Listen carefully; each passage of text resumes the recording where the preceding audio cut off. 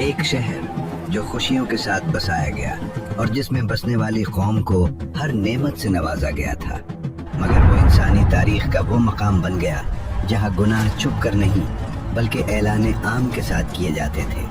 اس قوم کا جرم اتنا انوکھا اور اتنا بھٹکا ہوا تھا کہ انسانی یادداشت میں اس کی کوئی مثال کبھی لکھی ہی نہ گئی۔ جب اللہ کو ان کا راستہ ناپسند ہوا تو پھر فیصلہ ہوا اور پل بھر میں پوری قوم بستی سمیت الٹ دی گئی۔ ایک ایسی تباہی جسے اللہ نے قیامت تک کے لیے عبرت بنا دیا۔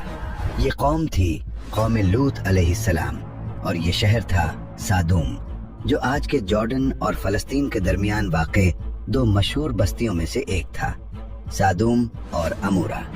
سادوم وہ سرزمین تھی جہاں زمین میں چشمے بہتے تھے، باغیچے ہرے بھرے تھے، فصلیں اتنی مضبوط کہ لوگوں کو کبھی گمان تک نہ گزرا کہ یہی زمین ایک دن انکار بھی سنائے گی۔ کھجوروں کے گچھے نرم تھے، پھل بھرے ہوئے تھے، پانی میں مٹھاس تھی، مگر ان کے دل زمین کی مٹھاس کے الٹ آہستہ آہستہ سختی میں بدلنے لگے۔ ابتدا میں ان کے گناہ چند افراد تک تھے، پھر ایک دن سردار نے مسکرا کر کہا، یہ نیا راستہ ہے، اس میں مزہ ہے۔ بس پھر کیا تھا، یہ شوق، یہ عادت، یہ بگاڑ پورے شہر میں آگ کی طرح پھیل گیا۔ گناہ اب صرف ایک عمل نہیں رہا تھا، بلکہ لوگ رات کے اندھیرے چھوڑ کر کھلی بیٹھکوں میں اعلان کے ساتھ فیصلے کرنے لگے، اللہ کے احکام کا مذاق اڑانے لگے اور فطرت کو بحث کا موضوع بنا دیا۔ ادھر دور شہر بابل میں اللہ کے نبی حضرت ابراہیم علیہ السلام اور ان کے بھتیجے حضرت لوط علیہ السلام اللہ کا پیغام پہنچا رہے تھے۔ پھر اللہ کے حکم سے ہجرت کی گئی، اور حضرت لوط علیہ السلام وہ پہلے انسان تھے جو حضرت ابراہیم علیہ السلام پر ایمان لائے تھے۔ یعنی یہ دونوں صرف رشتے سے نہیں بلکہ ایک ہی دین، ایک ہی سفر اور ایک ہی مشن سے بندھے ہوئے تھے۔ قرآن کہتا ہے، اور ہم نے ابراہیم اور لوط کو اس زمین کی طرف بچا کر لے گئے جس میں ہم نے جہان والوں کے لیے برکت رکھی ہے، یعنی شام کا مبارک خطہ۔ ابراہیم ایک شہر میں ٹھہرے اور حضرت لوط علیہ السلام کو سادوم بھیج دیا گیا، جہاں انہیں نبی بنا کر مقرر کیا گیا۔ جب آپ اس شہر میں داخل ہوئے تو روشنی اور رنگوں سے بھری دنیا کے بیچ ایک نبی کے دل میں عجیب سی کپکپی اتر گئی۔ کاروانے تجارت، اونچے مکان، بازاروں میں عنبر اور ریشم کی خوشبو، کھیتوں کی ہریالی، یہ سب اللہ کی نعمتوں کی گواہی دے رہے تھے۔ مگر جیسے جیسے آپ لوگوں کے درمیان آگے بڑھے، چہروں سے مسکراہٹیں غائب ہونے لگیں، کیونکہ جو منظر آپ دیکھ رہے تھے وہ صرف دکھ نہیں بلکہ سچائی تھی۔ یہ وہ لوگ تھے جو نعمتوں کے درمیان رہ کر بھی فطرت سے دور، حدوں سے آگے اور گناہوں کے اندر ڈوب چکے تھے، جنہوں نے اللہ کی دی ہوئی فطرت کو چھوڑ کر اپنی خواہشوں کو اپنا معبود بنا لیا تھا۔ مرد عورتوں سے ہٹ کر مردوں کی طرف مائل ہو چکے تھے۔ ایسا گناہ جو انسانی تاریخ میں اس سے پہلے کبھی دیکھا نہ گیا تھا۔ قرآن کے مطابق یہ لوگ اس برائی کو چھپ کر نہیں بلکہ کھلے عام انجام دیتے تھے۔ ان کی مجلسوں میں بے حیائی، گلیوں میں فحاشی اور راستوں پر مسافروں کے ساتھ بدسلوکی معمول بن چکی تھی۔ وہ کہتے تھے، لگتا ہے یہ اکیلا ہے، چلو اس کی محنت کا پھل ہم لے لیتے ہیں۔ سدوم میں قانون ہمارا ہے، یہ سامان ہمیں دے۔ جس شہر کو اللہ نے امن، رزق اور خوبصورتی دی تھی، اسی سرزمین پر لوگ سڑکوں پر بیٹھ کر آنے جانے والوں کو پریشان کرتے، ان کا مال لوٹ لیتے اور ان کے ساتھ نامناسب میلانات رکھتے۔ حدیں ٹوٹ چکی تھیں اور بستی اندھے غرور میں ڈوب چکی تھی، اور ان حرکتوں پر فخر محسوس کرتے تھے۔ نعمتوں کی وادی اب گناہوں کا میدان بن چکی تھی۔ ایک دن حضرت لوط علیہ السلام اس قوم کے پاس آئے اور فرمایا، میری قوم، اللہ سے ڈرو، میں تمہاری بھلائی کا راستہ لایا ہوں۔ قوم کے جوان ہنستے ہوئے بولے، بھلائی تو ہمارے شہر کی گلیوں میں بہتی ہے، ہم نے کسی سے کچھ نہیں مانگا۔ حضرت لوط علیہ السلام نے فرمایا، قوموں کا عروج ایمان سے ہوتا ہے، دیواروں کی بلندی سے نہیں۔ سردار غصے سے بولا، میناروں کی بلندی ہم نے بنائی ہے، ایمان ہوتا ہے. حضرت لوط علیہ السلام نے نرم لہجے میں کہا، جہاں انسانی فطرت رون دی جائے وہاں شہروں کی عمر بھی کم ہو جاتی ہے.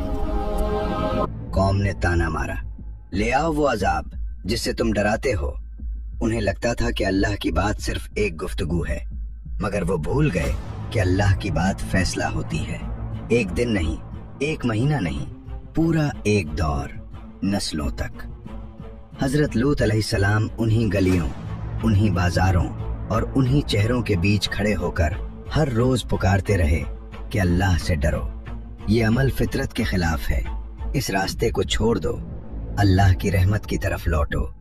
مگر جواب میں ہمیشہ وہی تمسخر، وہی غرور، وہی سرکشی، اور کہتے یہ جسم ہمارا ہے، اس پر ہمارا اختیار ہے، ہمیں کوئی نہیں روک سکتا. یہ سب دیکھ کر حضرت لوط علیہ السلام کے لیے یہ منظر ذہنی اذیت اور روحانی بوجھ بن گیا. آخر کار آپ نے اپنے رب کی طرف رجوع کیا اور دعا کی، اے میرے رب، اس فاسق قوم کے خلاف میری مدد فرما. اور بس یہاں سے اللہ کے فیصلے کی ہوا چل پڑی. ایک روز اللہ کے فرشتے انسانی صورت میں حضرت ابراہیم علیہ السلام کے پاس مہمان بن کر آئے. آپ نے مسکراہٹ اور عزت کے ساتھ ان کا استقبال کیا اور کھانا پیش کیا. مگر جب دیکھا کہ مہمان ہاتھ آگے نہیں بڑھا رہے تو آپ کے چہرے پر فکر کی لکیر ابھری. فرشتوں نے فوراً فرمایا، گھبرائیے نہیں، ہم اللہ کے فرشتے ہیں. پھر انہوں نے حضرت اسحاق علیہ السلام کی خوشخبری سنائی، جس سے حضرت ابراہیم علیہ السلام کا دل خوشی سے بھر گیا. اس کے بعد انہوں نے بتایا کہ وہ ایک ایسی بستی کی طرف بھیجے گئے ہیں جو حد سے آگے نکل چکی ہے. وہاں ایک نبی موجود ہیں، حضرت لوط علیہ السلام. ابراہیم علیہ السلام نے اپنی رحمت اور شفقت کی وجہ سے سفارش کی، مگر فیصلہ آسمان میں لکھا جا چکا تھا. فرشتے وہاں سے چل پڑے اور حضرت لوط علیہ السلام کے گھر پہنچے. شہر میں خبر پھیل گئی کہ خوبصورت مہمان لوط علیہ السلام کے گھر آئے ہیں. تو لوگ دوڑتے ہوئے پہنچے اور بولے، دروازہ کھولو، ہم مہمانوں کا استقبال کریں گے. حضرت لوط علیہ السلام نے روکا، نصیحت کی، اللہ کا خوف دلایا، مگر وہ بولے، ہمیں تمہاری نصیحت میں کوئی دلچسپی نہیں. انہوں نے چیخ کر کہا، انہیں باہر نکالو. تب فرشتوں نے اپنی اصل صورت ظاہر کی اور فرمایا، گھبرائیں نہیں، ہم اللہ کے فرشتے ہیں، یہ لوگ آپ کا کچھ نہیں بگاڑ سکیں گے. اپنی بیوی کو چھوڑ کر اپنے گھر والوں کے ساتھ رات کے اندھیرے میں یہاں سے نکل جائیں اور پیچھے ہرگز مت دیکھنا، کیونکہ صبح ہوتے ہی عذاب نازل ہوگا. جب رحمت والے نکل گئے تو عذاب کا پہلا سایہ زمین پر اترا. اللہ کا حکم آیا تو زمین لرز اٹھی، گھر پلٹنے لگے اور آسمان سے نشاندار پتھر برسنے لگے. ہر پتھر اپنا مجرم تلاش کر رہا تھا. بعض روایات کے مطابق اللہ نے پوری بستی کو اٹھا کر الٹ دیا. نہ محلوں کی چھتیں بچا سکیں، نہ سرداروں کی طاقت، نہ مال. لوگ چیخ رہے تھے اور بستی لمحوں میں مٹی جا رہی تھی. بھاگ رہے تھے اور ان کا غرور ہر پتھر کے ساتھ زمین میں دفن ہو رہا تھا. پھر وہ لمحہ آیا جب اللہ نے پورا شہر پلٹ دیا. راستے مٹ گئے، گلیاں مٹ گئیں، لوگ مٹ گئے، مگر یہ واقعہ نہیں مٹا، کیونکہ اللہ نے اسے قیامت تک کے لیے عبرت بنا دیا. اگر آپ کو یہ واقعہ سمجھ آیا ہو تو کمنٹ میں ضرور لکھیں کہ آپ نے قوم لوط علیہ السلام سے کیا سبق لیا. ویڈیو کو لائک کریں، چینل کو سبسکرائب کریں اور اسے اپنے دوستوں کے ساتھ شیئر کریں.